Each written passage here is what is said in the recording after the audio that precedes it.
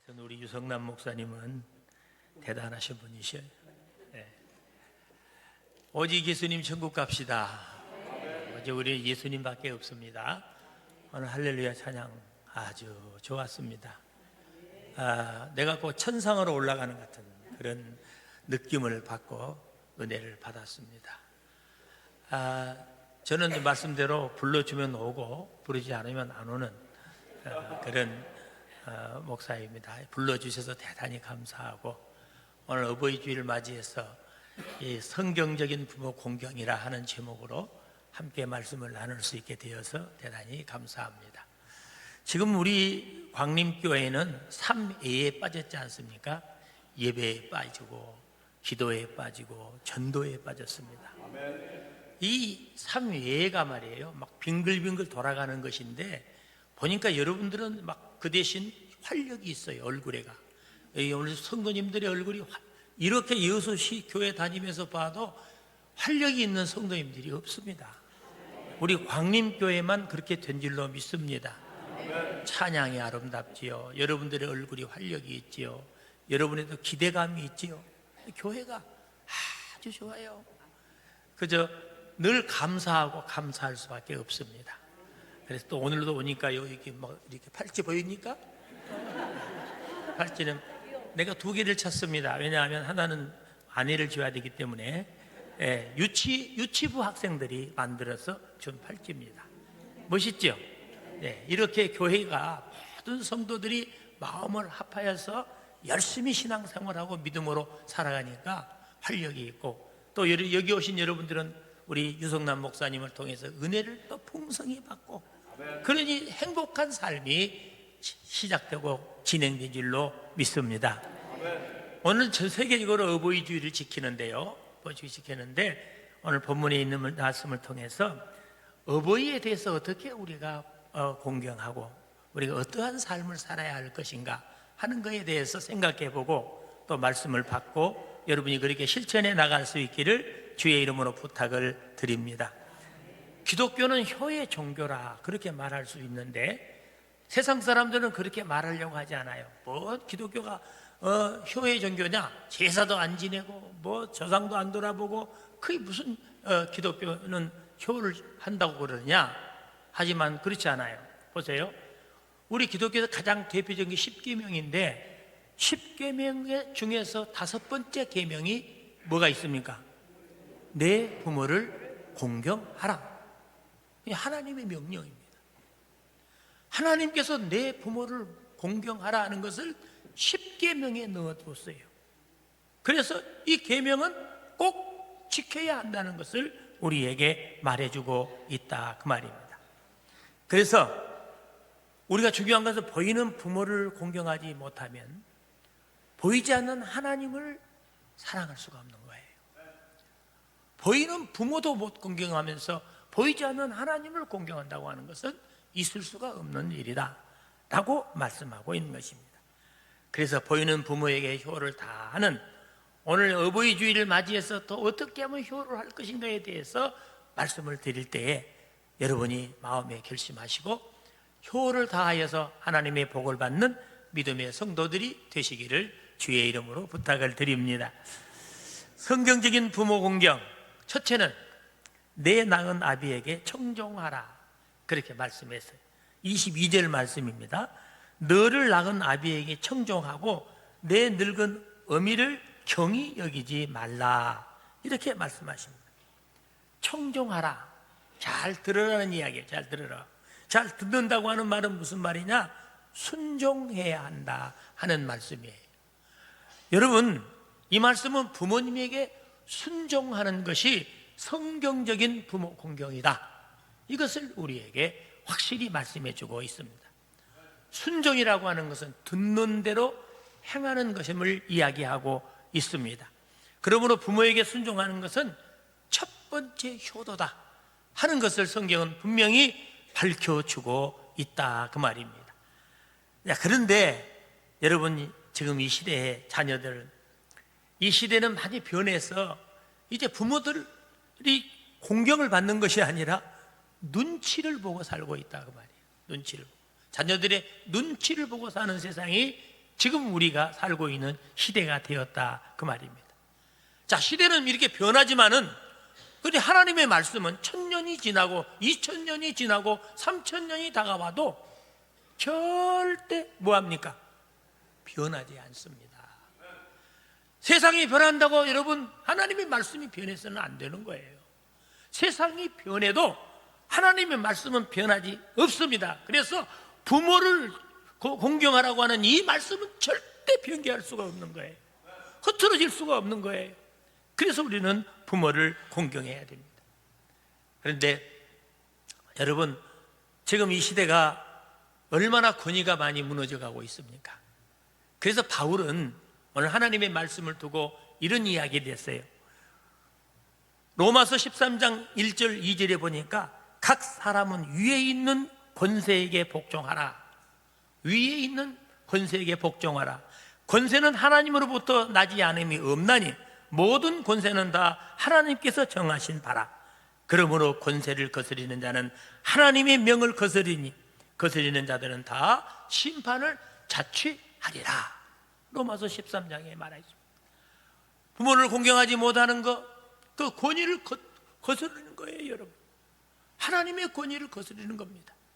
그러니까 이 권위라고 하는 것은 다 하나님께서 우리에게 주신 것이다. 그래서 우리는 나라에서는 대통령을 우리가 존경해야 되고, 그리고 학교에서는 선생님을 존경해야 되고, 가정에서는 누구? 부모님을 존경해야 한다는 말씀이에요. 그 권위에 복종하는 자가 되어야 된다라고 말씀하고 있는 것입니다. 시집간 딸이 집에로 왔습니다. 엄마, 그래, 큰 걸 나는 발견해서 성경에서 뭔데? 에덴 동산이 왜 낙원인가를 나는 알아. 뭐가? 에덴 동산이 원래 낙원인데 너 인제 알았니? 아니야 엄마, 아주 중요한 것을 발견했어. 그 에덴 동산이 왜 낙원이야? 그랬더니 엄마, 에덴 동산은 시어머니가 없으니까 낙원이야.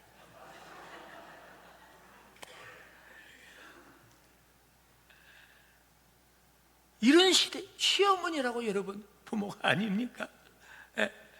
또 딸이, 엄마, 하와가 왜 800년 동안 산 줄 알아? 하와가 800년 동안 살았어요. 그 뭐 하나님이 살게 하시니까 그랬지. 그게 아니야. 시어머니가 없어서 스트레스를 안 받아가지고 800년 동안 장수했다. 듣기가 좀 어색하죠. 그럴 수가 있을까?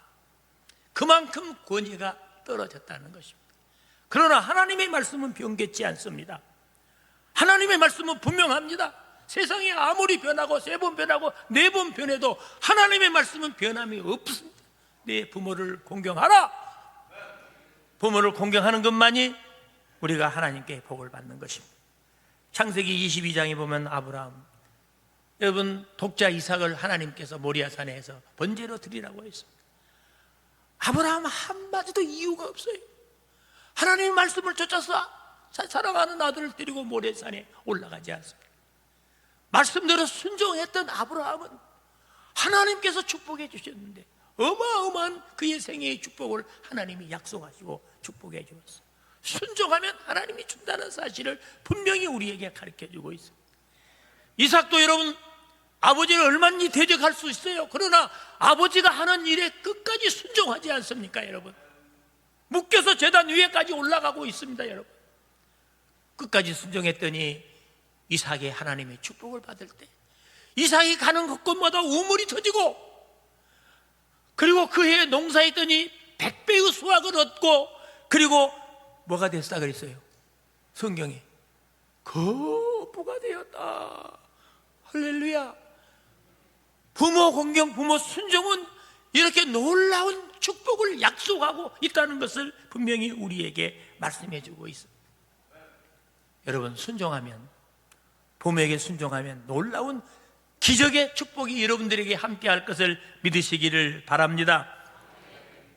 그래서 여러분, 순종이 이렇게 우리에게 소중한 것인데 불순종하면 어떠느냐? 그게 또 문제가 되는 거예요. 잠언서 30장 17절에 보니까 아비를 조롱하며 어미 순종하기를 싫어하는 자의 눈은 골짜기에 가마귀에게 쪼이고, 가마귀가 와서 눈을 쪼아 먹어버려요. 가마귀가 누나를 좋아하는 모양입니다. 쪄 먹어버리고 독수리 새끼의 먹이가 되리라. 심판받는다는 거 아닙니까? 부모 순종하지 아니하면 심판을 받습니다. 출애굽기 21장 17절에는 부모를 저주하는 자는 반드시 죽이라고 말씀했습니다. 부모에게 불순종하는 사람 살 가치가 있는 사람이 아니다 그 말이에요. 이 세상에 사람이 아니다라는 거예요. 죽여라는 것입니다. 그만큼 부모 순종, 부모 공경이 소중하기 때문에 언약의 말씀 속에다가 5번째로 넣어놓고 이 사실을 우리에게 선포하고 있다는 것입니다. 중요한 것은 다 모든 계명이 있지만은 5번째 계명은요, 살아있을 때만 유효한 계명이에요. 부모가 살아 계실 때만 유효한 여러분 계명이다 그 말이에요. 부모가 살아 계시지 않으면 여러분 유용하지 않다는 이야기입니다. 그래서 우리는 부모를 존경하는 카바다라고 하는 말인데, 이 말은 무게가 있다 그런 의미가 있는 거예요. 부모님 말씀에 무게가 있어야 돼요. 무게를 느끼면서 여러분이 사셔야 된다 그 말이에요. 그래야만이 하나님이 주시는 놀라운 축복을 누리며 살아갈 수 있다는 것을 믿으시기를 바랍니다. 무조건 부모에게는 순종해야 돼. 어떤 사람이 엄마 아빠가 내게 해준 것이 뭐가 있어? 아니 내가 받은 것이 뭐가 있어? 나는 부모님에게 아무것도 받지 않고 나 자존심 강한 사람이야. 그러면서 부모를 욕되게 하는 사람이 있습니다. 여러분, 효도는 조건이 아니에요. 조건. 하나님의 명령입니다.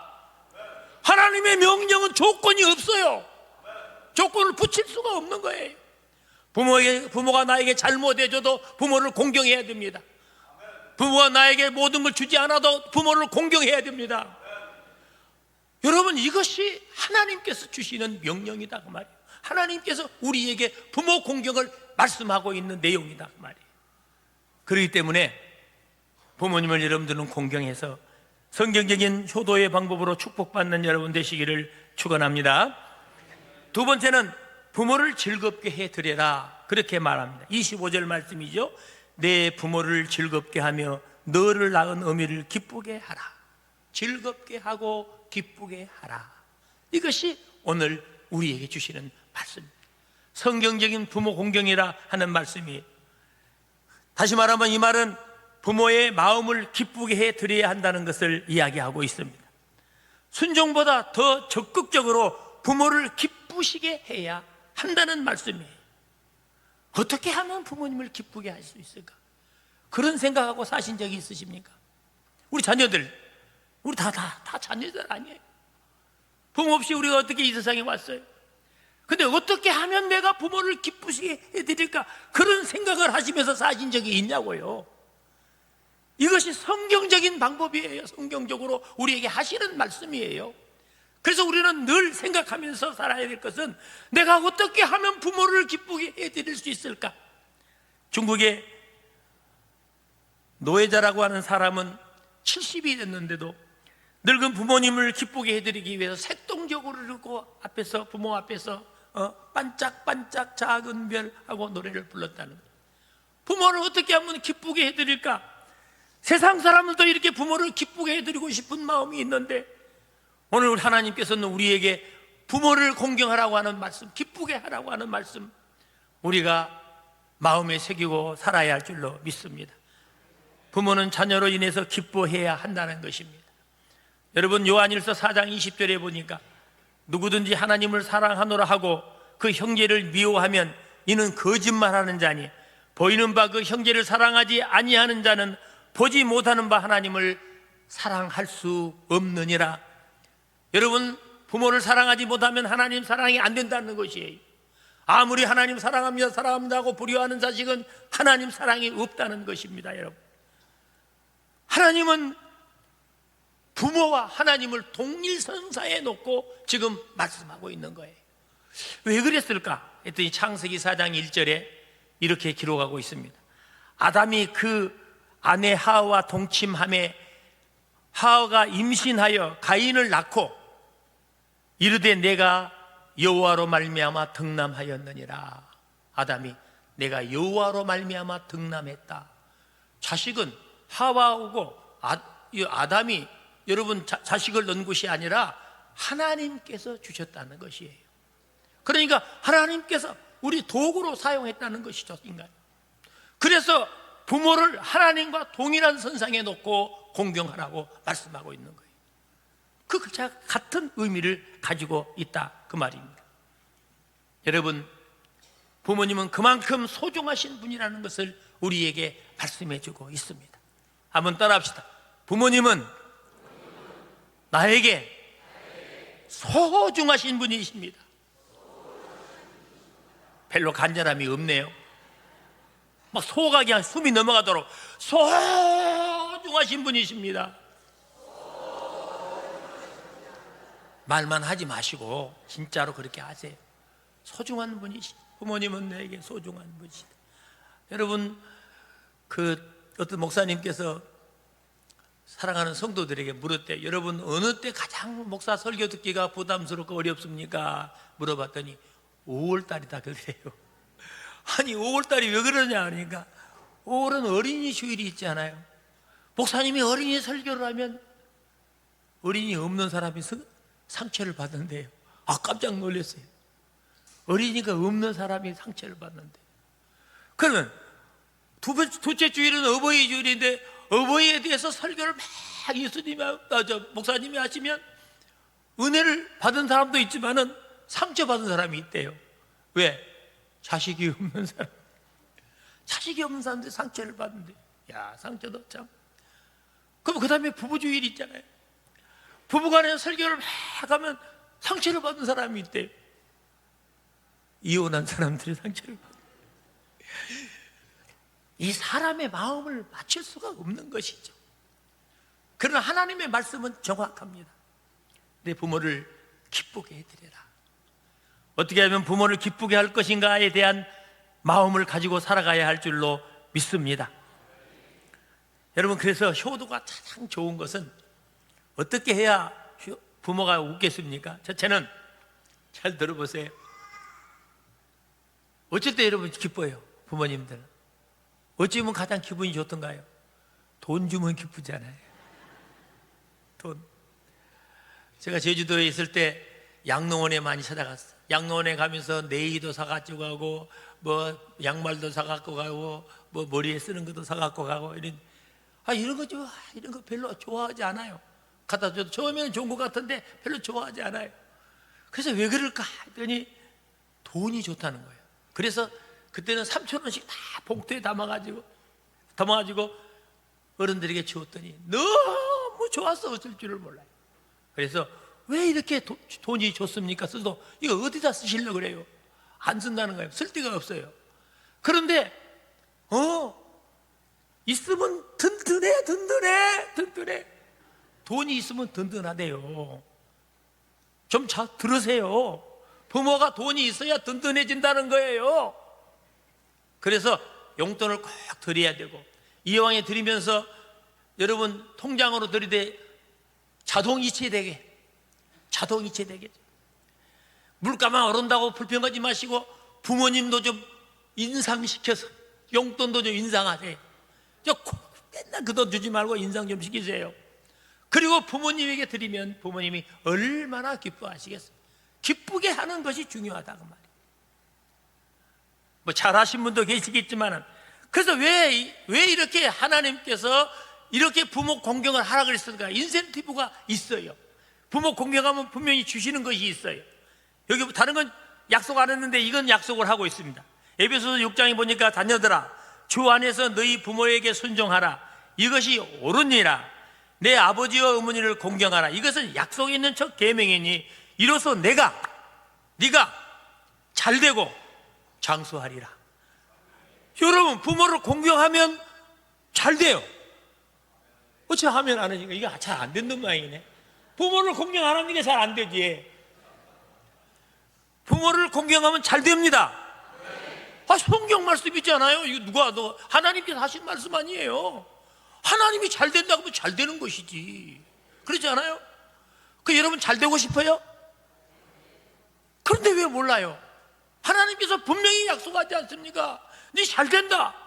그리고 장수한다. 건강하다. 그 말이에요. 강건해진다는 것입니다. 잘되고 건강하면 얼마나 좋습니까, 여러분? 이런 하나님의 약속이 얼마나 분명하냐 그 말이에요, 여러분. 그럼에도 우리는 그걸 못하고 있다는 것입니다. 주식에만 투자하지 말고 이번에 투자 한번 해봅시다. 저쪽에 뒤에 젊으면 투자해봅시다. 부모에게 투자해보세요. 하나님께서 놀라운 축복 함께 하실 줄로 믿으시기를 바랍니다. 하나님께서 이렇게 장수의 축복을 주신 거예요. 아버지, 이 불효한 종을 용서하여 주옵소서. 효도 계명 순정하면서 주님 위에 살렵니다.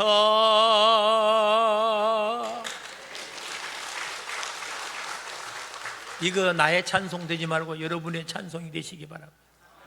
아버지, 이 불의한 종을 용서해달라고 회개해야죠. 부모님에게 공경하지 못했던 죄를 회개하세요. 회개해야만이 하나님의 축복이 그 속에 역사하신다는 것입니다. 그리고 주를 위해서, 우리가 부모를 공경하지 못하면서 주를 위해서 산다고 말할 수 없는 거예요.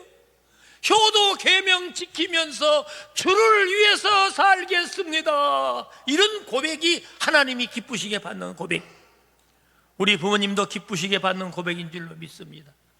그냥 높고 높은 하늘이란 말하지만 부르지 말고 정말로 회개의 찬송을 부르면서 오늘 집에 돌아가서도 아버지, 이 불효한 종을 용서하여 주옵소서 찬송하시면서 이제 효도 계명 지키면서 내가 이 땅을 살아가겠습니다. 주님을 위해서 살겠습니다 라고 고백하는 여러분이 되시기를 바랍니다. 성경적 부모 공경은 마지막으로 의롭게 살아야 한다, 그렇게 말씀하고 있어요. 오늘 24절 말씀을 보니까 의인의 아비는 크게 즐거울 것이요 라고 말씀하고 있습니다. 여러분, 의인의 아비는 크게 즐거워한다고 말하고 있습니다. 여기 의인이 뭘까요? 의인이, 여러분, 의롭게 사는 사람, 정직하게 사는 사람이 의인입니까? 남의 피해 안 주고 사는 사람이 의인입니까? 그렇지 않아요. 의인은 예수님을 잘 믿는 사람이 의인입니다. 예수님을 통해서 죄사함을 받은 사람들이 의인이다 그 말이에요. 그게 오늘 우리 성도들을 가리켜서 하시는 말씀이에요. 이 말은 다시 바꾸어서 이야기하면 예수 잘 믿는 사람이 의인이다 그 말입니다. 우리 광립교회 성도들 예수 잘 믿는 성도인 줄로 믿습니다. 이번에도 예배대 행진을 통해서 여러분 바쁘게 돌아갑니다. 교회가 모이기를 잘합니다. 이 와라 저리 와라. 우리 유성남 목사님 계속해서 여러분들을 막 돌리고 또 돌리고, 온도가 올라간다 또 막 구역별로 해놓고 안 올라간 데는 또 이거 큰일. 계속해서 일하게 만들어주지 않아요, 여러분? 이것이 축복인 줄로 믿으시기를 바랍니다. 활력이 있는 교회, 살아있는 교회, 움직이는 교회, 교회가 그렇게 해야죠. 교회가 찜질해 있으면 되겠습니까? 교회는 살아서 움직여야 할 줄로 믿습니다. 영적으로 성장해야 할 줄로 믿습니다. 신앙생활이 활발해야 될 줄로 믿습니다. 왔다 갔다 하는 성도 아무 의미가 없어요.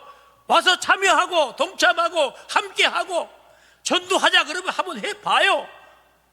가서 하여튼 모든 것을 다 바쳐서 한번 해보면 되는 거 아니에요? 예배 참석하시고 여러분 모든 일이 하나님께서 우리 교회를 사랑해서 이렇게 엄청난 일을 할 수 있도록 만들어 주신 것이에요. 그러니까 교회가 활력이 있잖아요. 교회가 살아있잖아요. 여수 광림교회 잘 오셨어요. 잘 못 오신 사람이 있는 모양이네. 잘 오셨습니다. 옆에 사람 우리 교회 여수 광림교회 잘 오셨습니다. 할렐루야. 요한이 사랑하는 가이오에게 축복을 했습니다. 사랑하는 자여, 내 영혼이 잘된 같이 내가 범사가 잘되고 강건하기를 간구한다. 내 영혼이 잘되면 범사가 잘된다. 여러분, 왜 요한이 가이오에게 이런 이야기를 했을까요? 거기 3절에 가서 보니까 그랬습니다. 네가 진리 안에서 행한다 하니 내가 심히 기뻐하노라.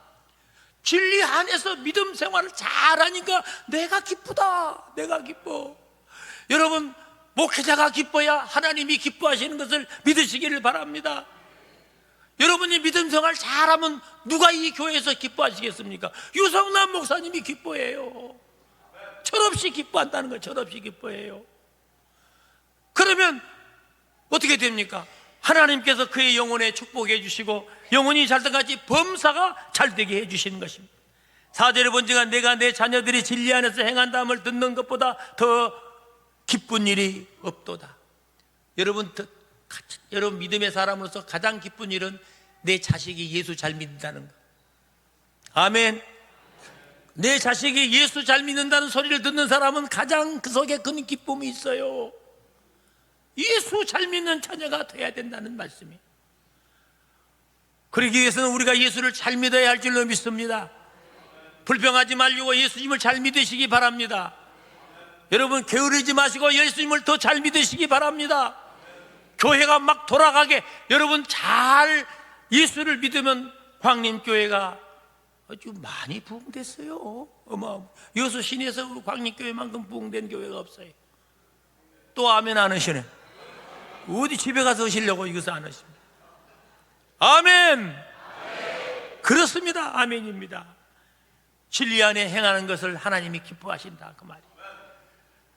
우리가 예수 잘 믿는 거 부모님이 기뻐하고요, 우리 자식이 예수 잘 믿는 거 부모님이 감사하고 있습니다. 하지만 예수를 잘 믿을까 하는 그런 신의 성도들이 되어서 우리가 이 세상을 승리하며 살아가는 여러분이 되어야 할 줄로 믿습니다.